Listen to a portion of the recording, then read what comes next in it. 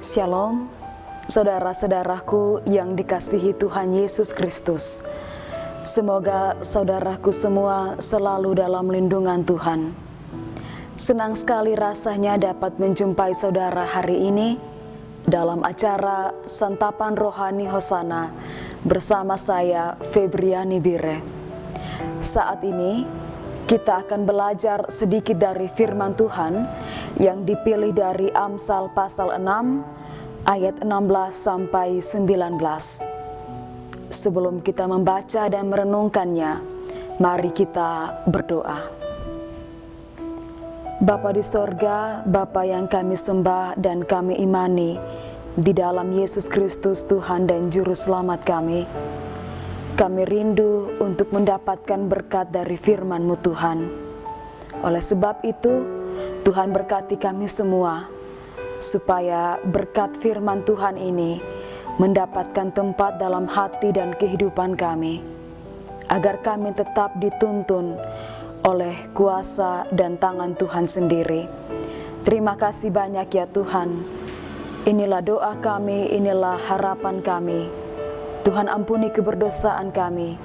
Di dalam Kristus kami berdoa. Amin.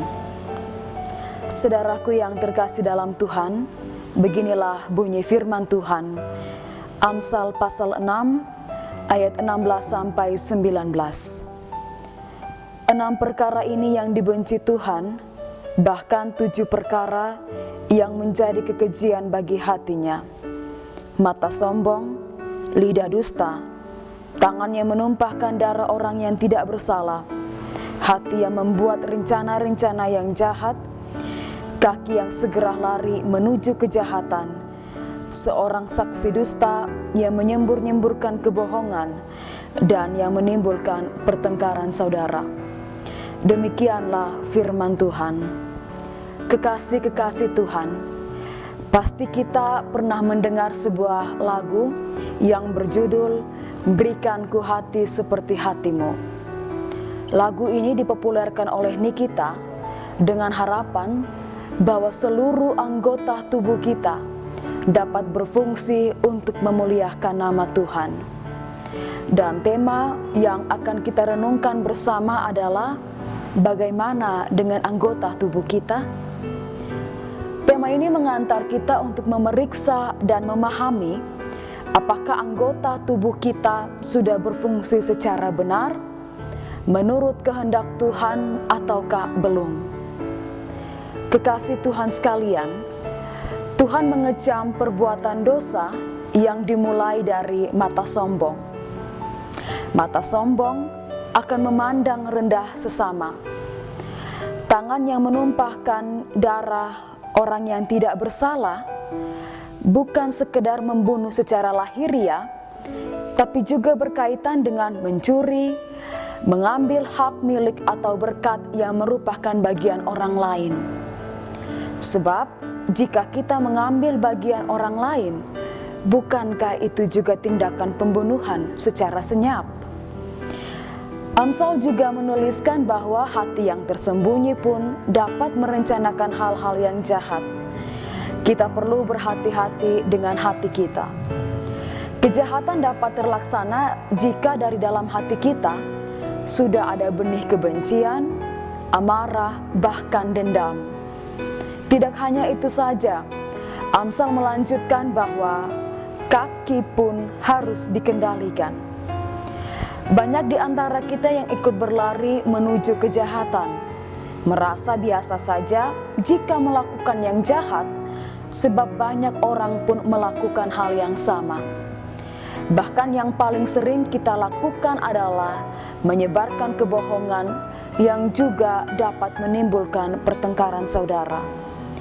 Kekasih-kekasih Tuhan, semua organ tubuh kita berbahaya sebab berpotensi melakukan dosa. Lalu apa yang kita pelajari bersama? Perbuatan dosa yang dilakukan akan melahirkan dosa-dosa yang lain. Artinya, dosa pun dapat beranak pinak. Jika salah satu anggota tubuh tidak dibereskan atau dibersihkan, maka jangan heran Jika anggota tubuh yang lain pun dapat melakukan dosa yang baru, bagaimana dengan tubuh kita? Jawabannya adalah hanya Roh Kudus yang mampu membuat semua anggota tubuh kita memuliakan nama Tuhan. Kita dapat berdoa sebagaimana nyanyian Nikita. Berikanku hati seperti hatimu, berikanku mata seperti matamu, berikanku tangan seperti tanganmu, dan berikanku kaki untuk melangkah dalam rencanamu. Selamat menata kehidupan. Kiranya Tuhan memberkati seluruh anggota tubuh kita, agar kita melakukan kehendak-Nya. Amin. Mari kita amini firman ini dengan doa. Kita berdoa. Ya Tuhan, kami telah mendapatkan berkat dari firman-Mu. Kami mau hidup kami seluruhnya, keberadaan anggota tubuh kami, dari ujung kaki sampai ujung rambut, hanya memuliakan nama-Mu Tuhan. Jika kami melakukan dosa dalam hidup kami, Tuhan ingatkan kami bahwa ini semua adalah suatu kekejian bagi hati-Mu, supaya kami selalu tahu bahwa tujuan kami dihidupkan oleh Tuhan adalah untuk memuliakan nama-Mu.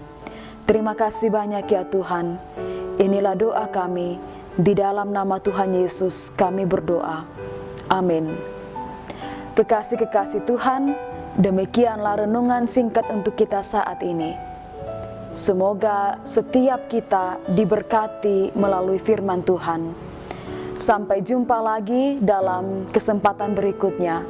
Tuhan Yesus memberkati kita semua. Shalom.